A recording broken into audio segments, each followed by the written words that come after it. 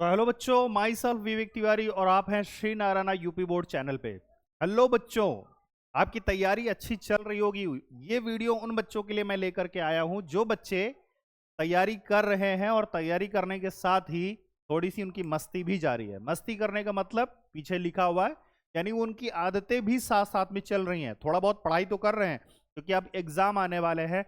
Half yearly exam आ गया है आपका, कुछ स्कूलों में हो भी गए हैं, कुछ में कंडक्ट कराए जाने हैं दिवाली के बाद। और अगर आपकी ये 5 हैबिट्स लगातार चल रही हैं आपके साथ, जो कि बैड हैबिट्स में आते हैं, 5 बुरी आदतें हैं, तो पक्की बात है कि आपका हाई स्कूल का रिजल्ट पूरी तरीके से बर्बाद होने वाला है। तो इसी की हेडिंग हम लोगों ने ली है कि वो 5 आदतें जो आपके हाई स्कूल को बर्बाद कर सकती है, यानी रिजल्ट पे बहुत गहरा इंपैक्ट डालने वाली हैं। तो आज इस पूरे सेशन में हम 5 आदतों पे चर्चा करेंगे, और आदतों पे ही चर्चा नहीं करेंगे, साथ ही साथ उनको सुधारा कैसे जाए, कैसे उनका अवलोकन किया जाए कि वो उनमें हम में वो 5 आदतें हैं कि नहीं, और वो हम पे अगर लागू रही तो नतीजा क्या होगा, और उसमें सुधार हम कैसे कर सकते हैं। ठीक है बेटा, तो इन 5 आदतों को, ये हालांकि वीडियो इसलिए मैं बना रहा हूं, इसलिए नहीं कि आप इसको निगेटिव वे में लो कि अरे यार मैं तो ऐसा ही हूं, अब मेरा कुछ नहीं हो सकता। वीडियो इसलिए मैं ला रहा हूं ये क्योंकि मेरा उद्देश्य ये है कि अभी से आप उन 5 आदतों को जल्दी से दूर कर पाएं और अपने रिजल्ट के लिए ज्यादा से ज्यादा मेहनत करके ओरिएंट हो पाए। ठीक है, तो आइए शुरू करते हैं। और जो जो बच्चे इस वीडियो को देखेंगे उनसे रिक्वेस्ट है, इनमें से अगर 5 आदतों में कोई में आप फॉलो हो रहे हैं तो आप वो आदत कमेंट बॉक्स में जरूर लिखें, और अपने बच्चों को, अपने जो छात्र हैं उन सबको भी शेयर आप लोग करेंगे। अगर कोई टीचर देख रहा है तो अपने बच्चों को, और जो छात्र इस वीडियो को देख रहे हैं अपने सहपाठियों को जरूर शेयर करें और बताएं कि सर ने इन 5 आदतों को उठाया है, क्या उनमें से 5 आदतों में से कोई आप में एक है बुरी आदत, तो उसको निकाल फेंके, क्योंकि हमें चाहिए रिजल्ट। अल्टीमेटली आपके पेरेंट्स, आपके गार्जियंस, आपके रिलेटिव्स, जिस दिन आपका रिजल्ट आएगा उस दिन आपको जरूर फोन करेंगे, जरूर आपसे पूछेंगे बच्चों आपका रिजल्ट कैसा गया। तो आइए स्टार्ट करते हैं यहाँ पे। तो जब हम स्टार्ट करते हैं तो सबसे पहली आदत के साथ ही स्टार्ट करते हैं। सबसे पहली आदत, ध्यान से देखिए, सबसे पहली आदत, सबसे पहली आदत जो आजकल के बच्चों में उद्देश्य में देखी जाती है कि पढ़ाई को कल पर टालना। ठीक है ना, पढ़ाई पे हम कल पे क्यों टालते हैं? पढ़ाई को कल पर इसलिए टालते हैं क्योंकि हमें लगता है कि हम जितना भी पढ़ रहे हैं वो सफिशिएंट है, जितना भी हम पढ़ रहे हैं सफिशिएंट है। इसीलिए जो है ज्यादा पढ़ाई करने के लिए, ज्यादा पढ़ाई करने की आवश्यकता ही क्या है, ऐसा करते हैं ये जो सर ने हमें होमवर्क दिया है या जो स्कूल से हमें कुछ याद करने को मिला है, यार इसको कल कर लेंगे, फिर इसको कल कर लेंगे। अब कल मान ली वीकेंड आ गया, सैटरडे आ गया, सोचते हैं सैटरडे को पढ़ लेंगे, सैटरडे भी नहीं पढ़ा, सोचते हैं फिर संडे पढ़ लेंगे, संडे तो है ही ना अपने पास, तो संडे को ही पढ़ लेंगे। लेकिन ऐसा भी नहीं आता, यानी ना आपके पास सैटरडे था ना आपके पास संडे था। कल का मतलब कोई भी दिन नहीं होता बेटा, कल का दिन मतलब कोई का भी दिन नहीं होता, कल कभी आता ही नहीं है ना। कबीर जी का दोहा है, काल करे सो आज कर, आज करे सो अब, पल में प्रलय होएगी, बहुरी करोगे कब। कबीर जी का भी कहना था कि कल पे टालने वाले काम को आज करो, आज के काम को टालने पे अभी कर डालो, क्योंकि पता नहीं है कि अगले समय तक तुम में प्राण रहेंगे कि भी नहीं रहेंगे। प्रलय मतलब प्रलय होने में एक क्षण लगता है ना, इसलिए कार्य को उन्होंने कहा था टालना नहीं चाहिए। अच्छा, हम सभी के अंदर ये कहीं ना कहीं हैबिट रहती जरूर है कि हम काम को लगातार टालते रहते हैं कल पर, तो कल पे हमें टालना नहीं चाहिए। सबसे पहले समस्या क्या है, आदत क्या है, पढ़ाई को कल पे टालने। कई लोग, कई बच्चों का हो सकता है मन ना लगता हो पढ़ाई में, कई बच्चों का ये भी हो सकता है कुछ समझ ना आता हो, लेकिन वो टालते हैं कहीं ना कहीं। और इस हैबिट को इंग्लिश में बच्चों प्रोक्रेस्टिनेशन कहा जाता है ना। प्रोक्रेस्टिनेशन इस हैबिट को कहते हैं, यानी टाल मटोल की आदत। ये जो टाल मटोल की आदत है ना बच्चों, ये हमें बहुत गहरे में ले जाती है, अल्टीमेटली हमें कुछ हासिल होता नहीं है। यहाँ पे देखिए समस्या क्या है, क्या सबसे आम आदत है आज नहीं कल पढ़ लूंगा। बताओ, सब लोग कमेंट बॉक्स में बताएंगे किसके किसके दिमाग में ये जरूर चलता है, आज नहीं कल पढ़ लूंगा। मैं एग्जाम पीरियड की बात नहीं कर रहा हूं, एग्जाम पीरियड में सबके सब उठाते, कोई डर से कि यार एग्जाम में कहीं ना फेल हो जाऊं, कोई किसी कारण से, सब लोग पढ़ाई की ओर भागते हैं। लेकिन अल्टीमेटली इसमें देखिए, आज नहीं कल पढ़ लूंगा, ये सबके दिमाग में चलता है जब एग्जाम नहीं चल रहे होते, लेकिन ये कल कभी नहीं आता, जैसे मैंने कहा। और टाल मटोल यानी जो प्रोक्रेस्टिनेशन है, धीरे धीरे हमारा आत्मविश्वास खा जाता है, और आत्मविश्वास जब हमारा डाउन होता है तो रिजल्ट दोनों को खत्म फिर कर देगा। यानी रिजल्ट भी आपका डाउन हो गया, तो रिजल्ट क्या हुआ, रिजल्ट डाउन हुआ, और आत्मविश्वास भी हमारा गिर गया। तो बताओ क्या ये अच्छी आदत है? टाल मटोल करना क्या अच्छी आदत है? बताइएगा, आप लोग अपना विचार रखिएगा कि टाल मटोल करना अच्छी आदत है कि नहीं। अब एक उदाहरण के द्वारा मैं समझाता हूं। मेरी कोचिंग में एक लड़का था पिछले साल, जिसका नाम था रवि। अब रवि को मैंने कितनी बार भी समझाया कि बेटा सुधर जाओ, ये प्रोक्रेस्टिनेशन वाली हैबिट मत रखो, ठीक है आराम से कर लूंगा सर, कल कर लूंगा, परसों कर लूंगा। और अल्टीमेटली उसका जो रिजल्ट था, वो रिजल्ट कैसा आया? रिजल्ट उसका आया निगेटिव, मतलब जितना वो मार्क्स चाहता था उतने मार्क्स उसको नहीं मिले। ऐसा ही आपके साथ भी हो सकता है, अगर आप इस हैबिट को नहीं चेंज करोगे तो अल्टीमेटली ये हो गया कि रिजल्ट आने के बाद आपके भी आंसू निकलेंगे, आपके पेरेंट्स के भी आंसू निकलेंगे। तो नतीजा क्या होगा? नतीजा होगा दिमाग में बोझ बढ़ जाएगा, आगे की कक्षाओं में आप लोग डरोगे, है ना, कोशिश करोगे यार पता नहीं क्या हो रहा है, आत्मविश्वास घट जाएगा, और अंत में छात्र सोच लेते हैं मैं कर ही नहीं सकता। ठीक है, तो इस हैबिट में आप जब ये सोचते हो कि यार मेरा कुछ नहीं हो सकता, मैं कुछ कर ही नहीं सकता, तो अल्टीमेटली आपके लिए दिक्कत वाला हो सकता है। तो सुधार कैसे करेंगे? आइए सुधार की बात करते हैं कि आदतों में हम सुधार कैसे कर सकते हैं। तो आदतों में जैसे मैंने कबीर जी का दोहा आपके लिए लिखा कि आज नहीं अभी, ये कहना सीखिए, है ना।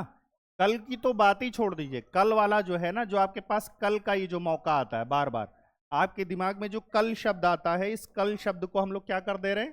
काट दे रहे हैं, है ना। इसको दिमाग से आपको डिलीट कर देना है, कल वाले शब्द को डिलीट कर देना है, और दिमाग में फीड क्या करना है? जब दिमाग कहे आज कर लेंगे, आज नहीं, दिमाग से कहो अभी करेंगे, अभी, आज नहीं अभी करेंगे, ठीक है ना। तो अब इसके लिए आगे थोड़ा सा और चीजें हैं जिनमें हम सुधार कर सकते हैं। जैसे सुधार करने योग्य क्या है कि हर दिन 2 घंटे नो एक्सक्यूज टाइम रखो, सिर्फ पढ़ाई।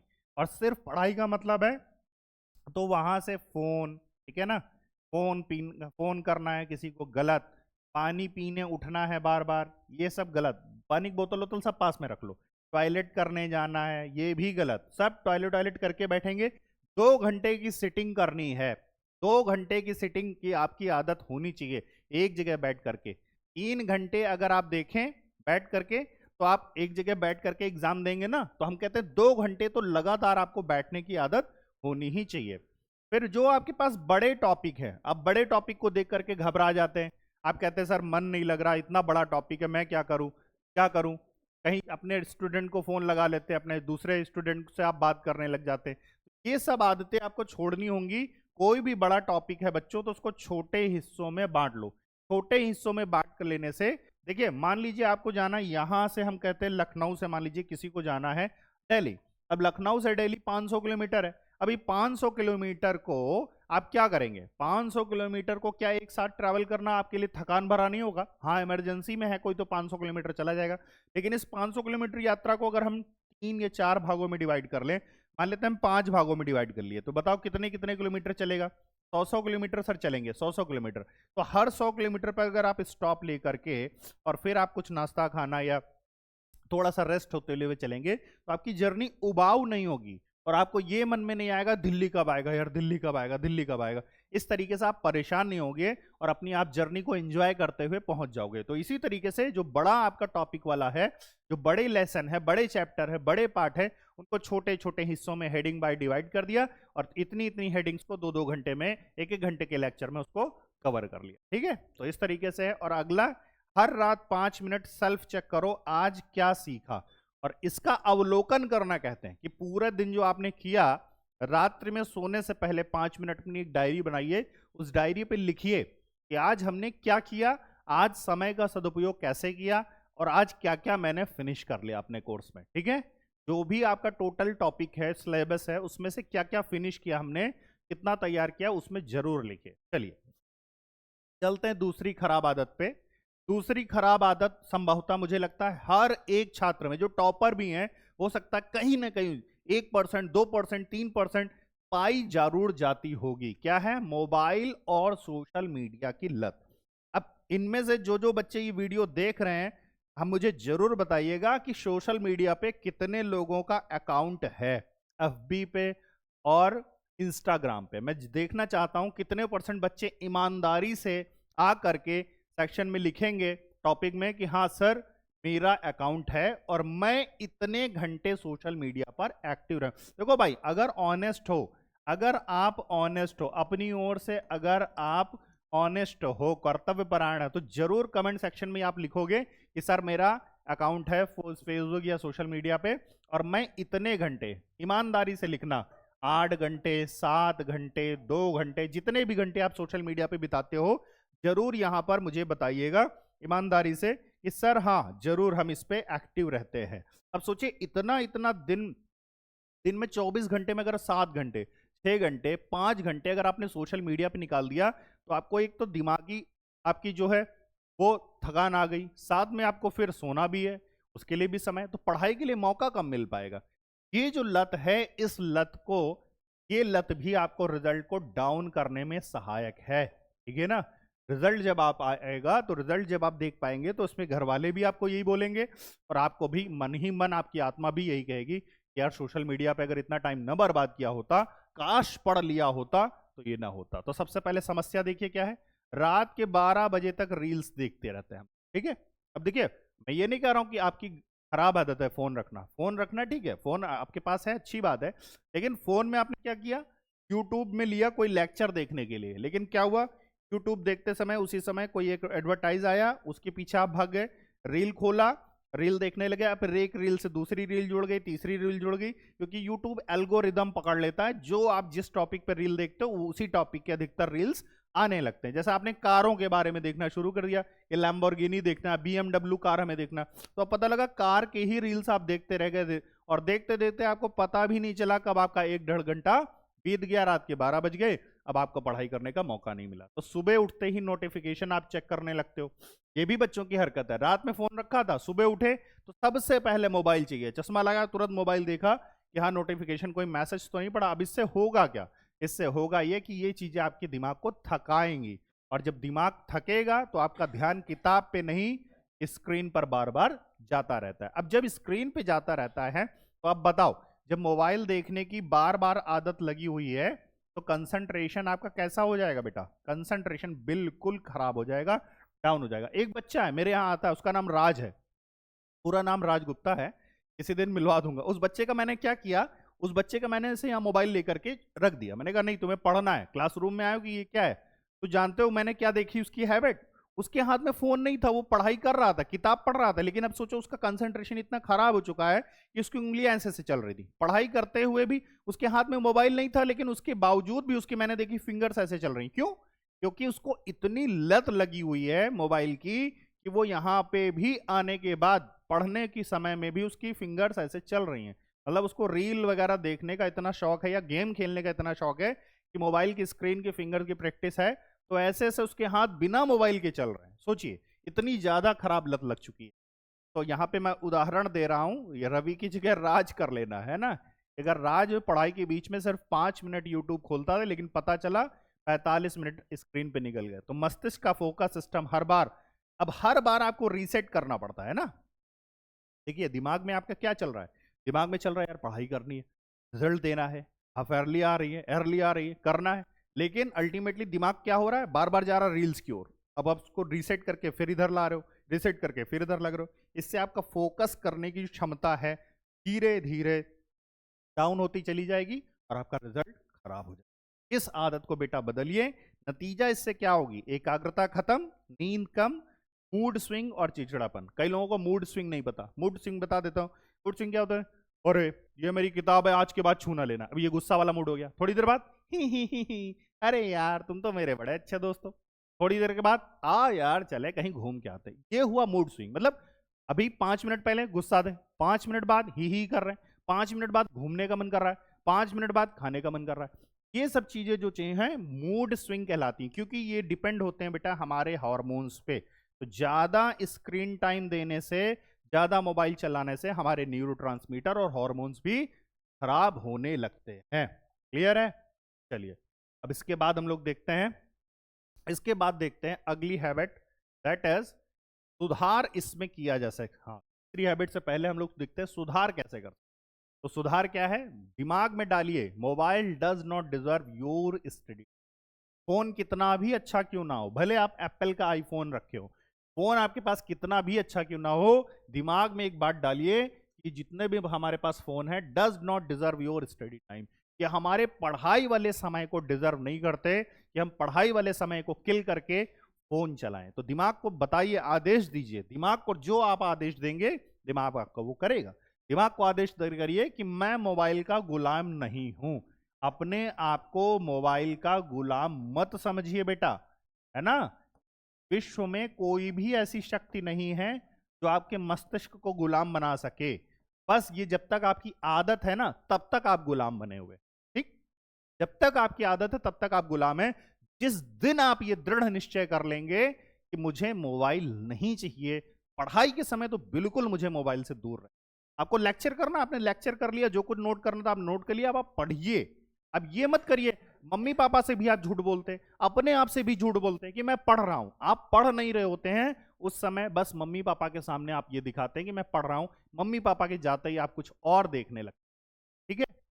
झूठ मत बोलिए, खुद से ईमानदार रहिए, कम से कम खुद से तो सच बोलिए। चलिए, अगर आपको ये बात समझ में आ रही है ना तो ईमानदारी से लिखिएगा, सर मैं इतने घंटे मोबाइल चलाता था, पढ़ाई नहीं कर पाता था, अब कसम खा के मैं कह रहा हूं कि सर मैं पढ़ाई करूंगा। अगर आपको अच्छी बात लग रही तो आप कमेंट सेक्शन में जरूर लिखेंगे, ठीक है।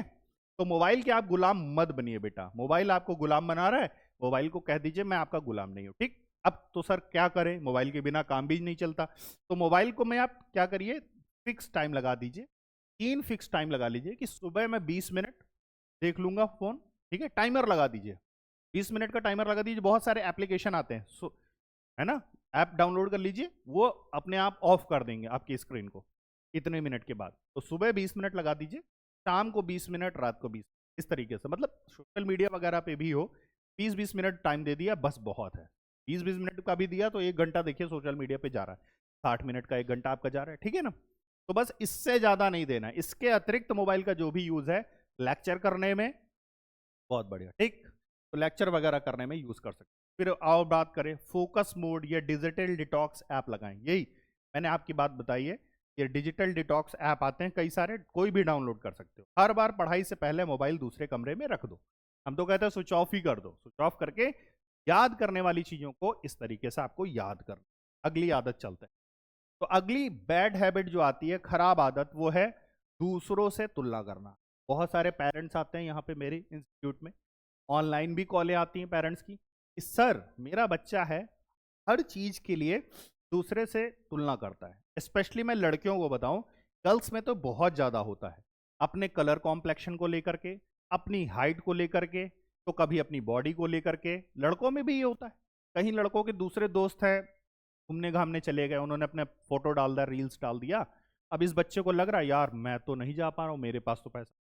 अब उसके अंदर ये चीज आ रही है कि मुझे कैसे भी करके, मेरे दोस्त ने आईफोन ले लिया तो मुझे भी आईफोन लेना है। अरे क्यों लेना आईफोन भाई, तुम्हारा दोस्त घूमने चला गया तो तुमको घूमने क्यों जाना है, क्यों अपने आप को तुम तुलना कर रहे हो। तुलना करने से होता क्या है, तुलना करने से ये होता है कि हमारी जो हैबिट है पढ़ाई करने की वो बदलेगी। कैसे बदलेगी सर, जब हम तुलना करेंगे तो एक तो समय जाया होगा हमारा, आधा 1 घंटा उसी में हम सोचते रहेंगे, अरे यार मेरे दोस्त ने तो बहुत मौज की होगी, मेरी बुआ के लड़के ने तो बहुत अच्छा किया, कार ले ली, मेरे मामा के लड़के ने आईफोन ले लिया, अब उसकी तो मौज ही मौज है। तो अब देखिए दिमाग आपका वहां जा रहा है, यानी आप फोकस नहीं कर पा रहे। दूसरी बात, जब दूसरी चीजों से हम तुलना करते हैं और वो चीजें नहीं पा पाते हैं तो हमें अंदर अंदर आत्मग्लानि होती है, जिसे हम कहते हैं गिल्ट। हमें गिल्ट फील होता है, अरे यार मैं तो ऐसा ही हूँ, मेरे पास तो पैसा ही नहीं है, मेरे मम्मी पापा तो मुझे पैसे ही नहीं देते हैं, मेरे पापा तो कमाते ही नहीं है इतना। मैं ये गिल्ट जो है, ये जो गिल्ट है ये भी आपके आत्मविश्वास को कम कर देता है। तो प्लीज आप इस तुलना करने वाली हैबिट को बदलिए। आप जो हैं, जैसे हैं, बहुत अच्छे हैं, ईश्वर के अंश हैं, भगवान ने आपको भेजा है, भगवान की आप सबसे अच्छी रचना है, आप मनुष्य हैं, ठीक है। और जिन भी चीजों के लिए आप सोच रहे हैं वो चीजें आपको प्राप्त होंगी, एक ना एक दिन अवश्य प्राप्त हो जाएंगी। ये सब भौतिक चीजें हैं, भौतिक वस्तु पद पदार्थ हैं, आपको मिल जाएंगी भगवान के आशीर्वाद से, माता पिता के आशीर्वाद से। परंतु आपका आज का वर्तमान का काम क्या है, वो है पढ़ाई करना। लग करके पढ़ाई करिए, और ये भौतिक पद पदार्थ आपको जरूर मिल जाएंगे, सब कुछ मिलेगा, लेकिन आपको थोड़ा सा धैर्य भी तो होना चाहिए ना। अगर सब कुछ आपकी बस सोचते ही मिल जाएगा तो आप पढ़ना ही क्यों चाहोगे, जीवन में आगे क्यों बढ़ना चाहोगे, है ना। जीवन में आगे बढ़ने के लिए कुछ तो होना चाहिए हमारे पास। वो कितना आगे है, मैं क्यों नहीं, ये सोचकर हमारा आत्मविश्वास खत्म हो जाता है। हर छात्र की परिस्थिति, समाज, मेहनत बेटा अलग अलग होती है। कई बच्चे घूम रहे होते हैं एग्जाम के तुरंत बाद, क्यों? क्योंकि उन्होंने एग्जाम से पहले जी तोड़ मेहनत की, कस के मेहनत की है, और एग्जाम अच्छा करके आए। दैट्स वाई उन्होंने 2-3 दिन का रेस्ट लिया है। 2-3 दिन का रेस्ट में वो इधर जा रहे हैं, उधर जा रहे हैं, उन्होंने थोड़ा बहुत घूम घाम लिया, फोटो डाल दी। आपको क्या लग रहा है, अरे यार ये तो मौज कर रहा है यार, मैं यहां बैठ करके पढ़ाई क्यों करूं? ऐसा नहीं होता बेटा, उसकी परिस्थितियां अलग हैं और आपकी परिस्थितियां अलग हैं। आपने एग्जाम से पहले बिल्कुल पढ़ाई नहीं की हुई है और आप उससे आप नहीं कर रहे हैं तुलना। तो जैसे ही यहां पर मैंने बात बताई कि सिया और रिया अगर दो दोस्त हैं, तो सिया रिया से हमेशा हर बात में तुलना करती है, मार्क्स में भी, प्रोजेक्ट बनाने में भी, ड्रेसिंग तक उसका वो करती है कि यार उसने कोई नई ड्रेस ले ली तो मम्मी से जिद करने लगती है।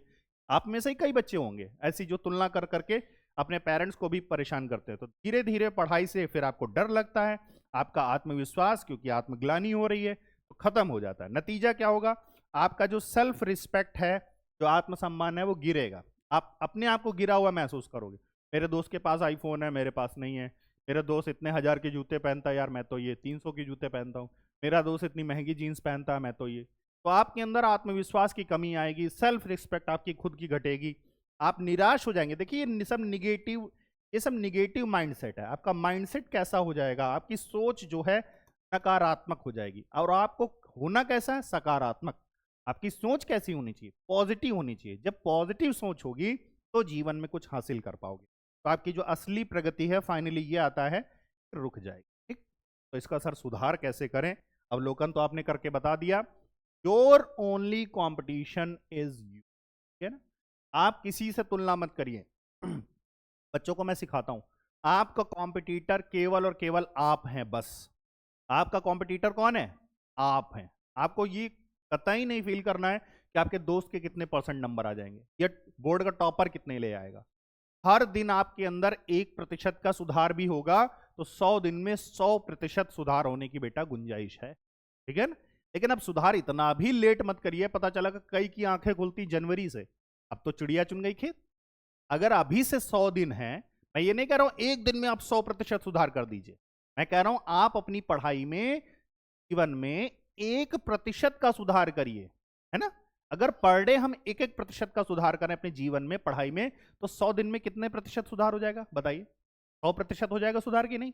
तो अगर 100% सुधार हो गया, इसका मतलब हमारे नंबर बढ़ने से कौन रोक सकता है।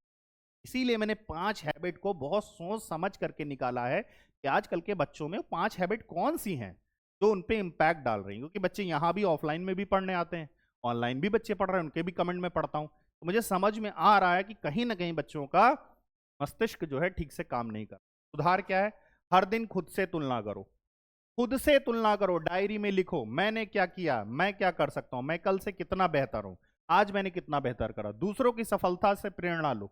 अच्छा, दूसरे जब सफल हो जाते हैं, अपने जीवन में कुछ अच्छा करते हैं, तो निगेटिव मत सोचो यार वो उसने कितना बढ़िया कर लिया, मेरे बुआ की लड़की ने, हाँ लेते जाओ, कितना अच्छा कर लिया। ठीक है, ऐसा नहीं होता है, ठीक है। तो यहां पर आप, जलन नहीं आपके अंदर होनी चाहिए, ईर्ष्या नहीं हो सकती, आप इंस्पायर हो जाइए। इंस्पिरेशन आपके अंदर होनी चाहिए। क्या होनी चाहिए? इंस्पिरेशन, जिसको कहते हैं सच्ची प्रेरणा। आप प्रेरित हो जाइए कि हाँ ठीक है, मैं भी ऐसा करूंगा।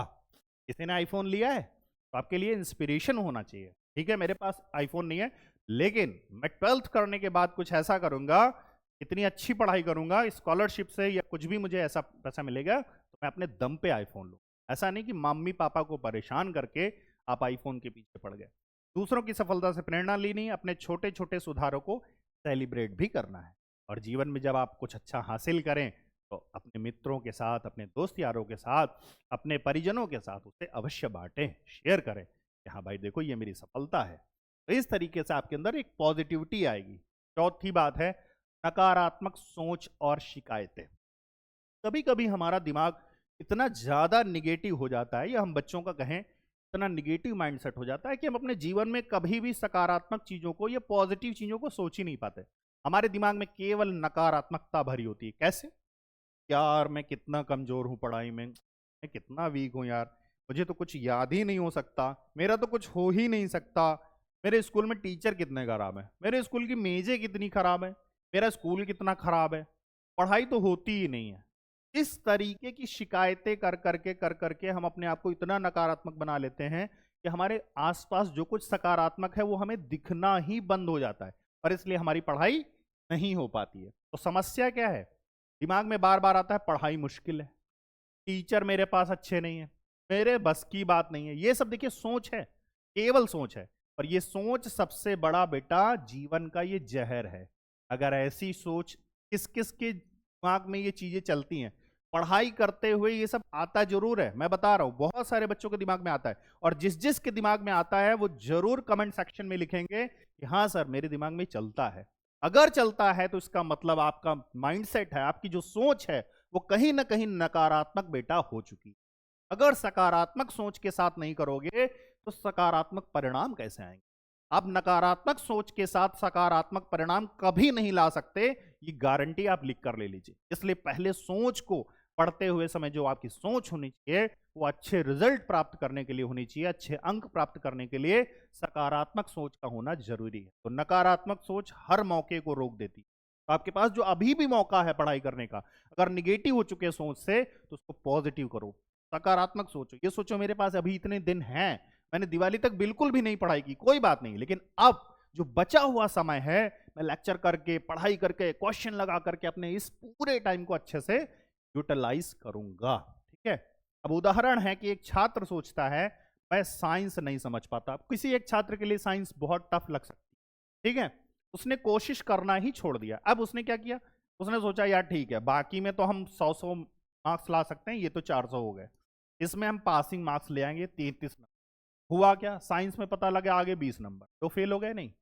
एक सब्जेक्ट में भी फेल हो तो फेल ही माना जाएगा ना। तो इस तरीके की हैबिट नहीं करनी है, दिमाग को इस तरीके से ढालना नहीं है। साइंस मुझे नहीं समझ में आती है, कोई बात नहीं, साइंस नहीं समझ में आती, मैं प्रयास करूंगा, मैं प्रयास अंतिम दिन तक नहीं छोड़ूंगा। ये हुई आपकी सकारात्मक सोच। क्योंकि जब आप ऐसे प्रयास करते रहोगे करते रहोगे करते रहोगे, तो मैं नहीं कहता साइंस में 100 में से 100, 100 में से 70, 80, 85 नंबर तो आ ही जाएंगे। ठीक है? अब पासिंग मार्क्स के लिए क्यों सोचे बैठे कि नहीं बस 33 नंबर ले आएंगे, जैसे तैसे हमारा काम चल, जैसे तैसे नहीं, हमें अच्छे अंकों के साथ हाई स्कूल उत्तीर्ण करना है बच्चों। ठीक है?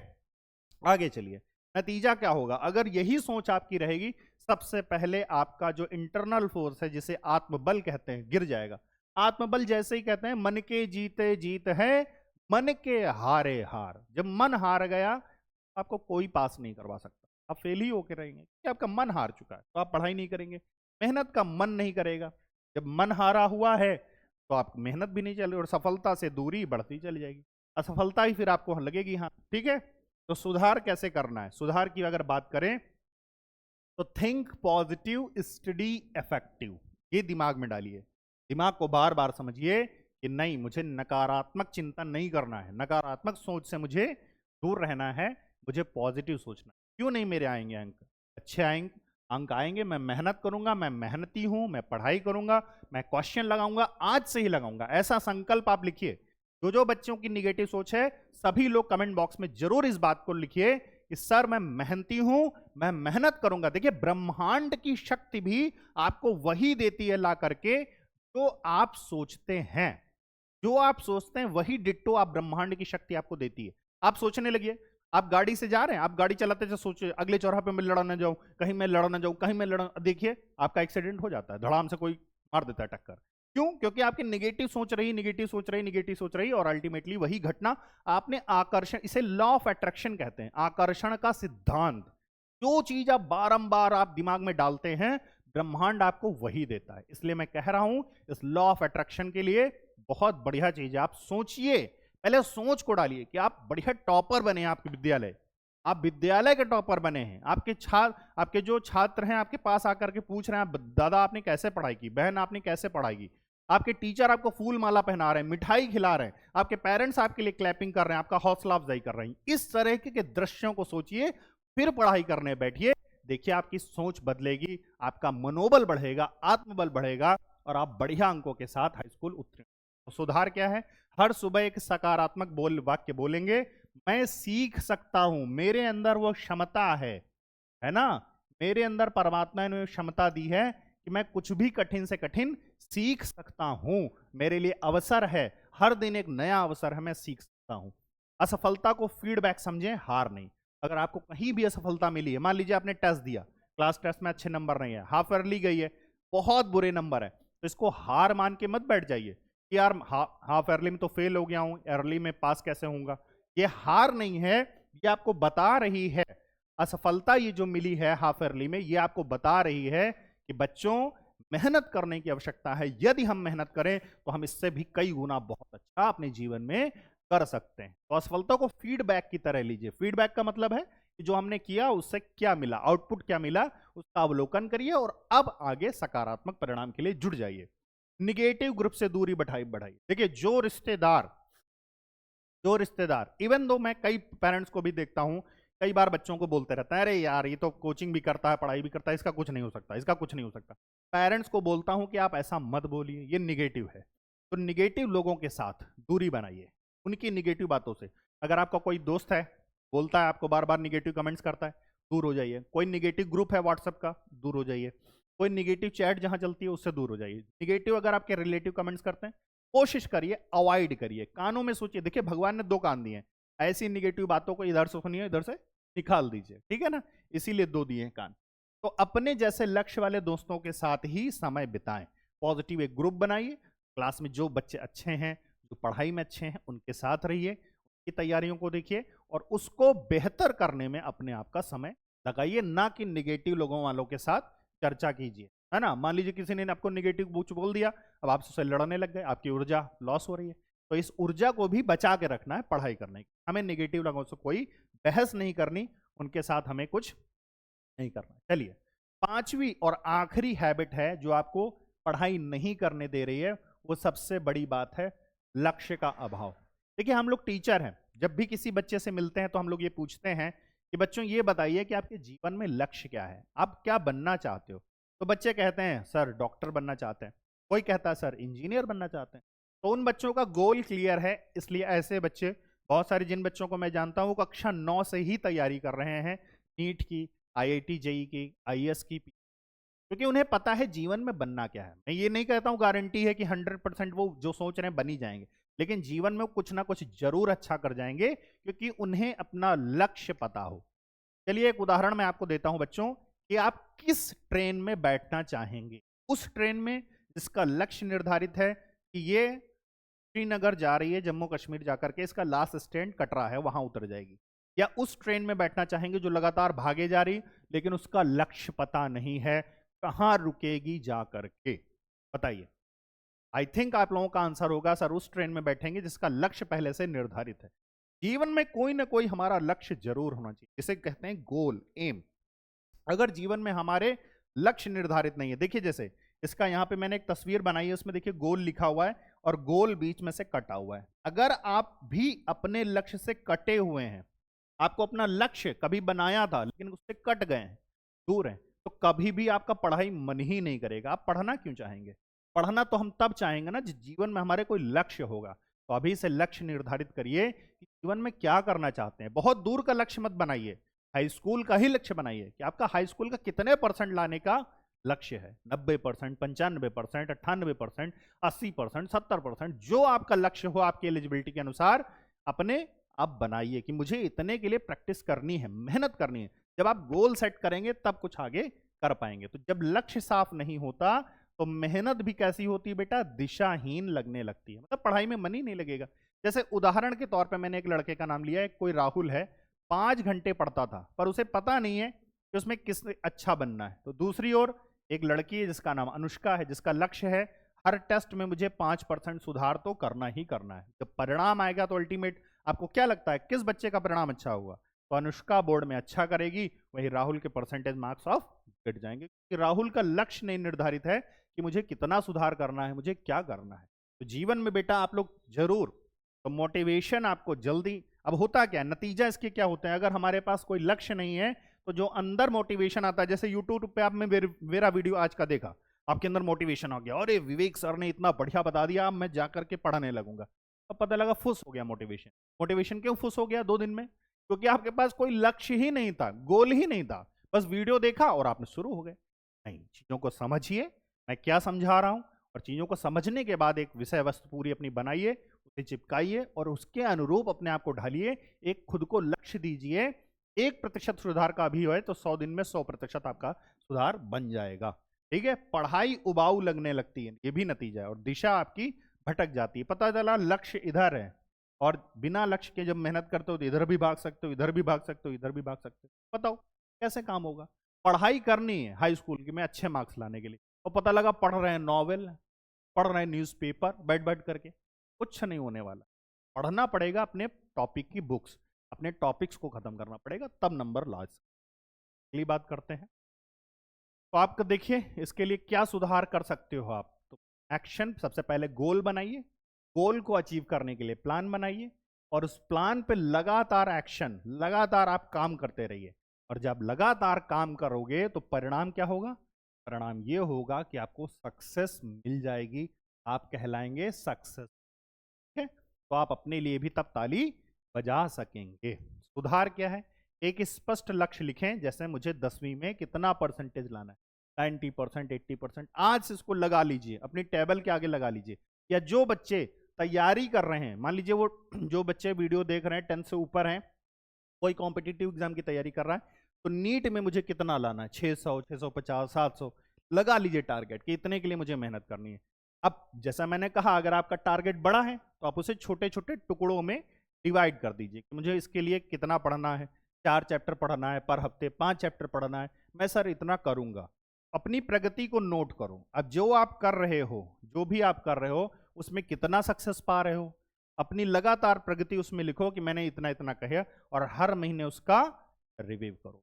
आप अगर ये 5 चीजों में जो मैंने सुधार कहे हैं, 5 गलतियों में लगातार सुधार कर ले जाते हैं, तो गारंटीड है कोई भी आपको सक्सेसफुल होने से रोक नहीं सकता है। आपके मन चाहे परसेंटेज जरूर आएंगे बेटा, अगर आप इन 5 गलतियों पे अभी से, आज के दिन से ही काम करना स्टार्ट कर देते हैं। कुछ एडिशनल पॉइंट्स मैं आपको बोल देता हूं, जैसे आदतें हमारी दिशा तय करती हैं, दिशा हमारा भविष्य तय करता है ना। आदतें हमारी क्या बताती हैं? अगर आज हम रील्स देख रहे हैं, हम मनोबल अपना गिरा रहे हैं, नकारात्मक सोच रख रहे हैं, तो ये आदतें हमारे एक दिशा जो है, हमारी दिशा तय कर देंगी। दिशा कैसी हो जाएगी? नकारात्मक दिशा, मतलब हम कभी भी अपने लक्ष्य को प्राप्त नहीं कर सकेंगे, जीवन में अच्छे नागरिक नहीं बन पाएंगे, अच्छी समृद्धि प्रॉस्पेरिटी वाले नहीं बन पाएंगे, राष्ट्र निर्माण में योगदान नहीं दे सकेंगे। और यही दिशा आ रहा हमारा भविष्य। तो अपनी दिशा को अच्छा बनाने के लिए क्या करेंगे?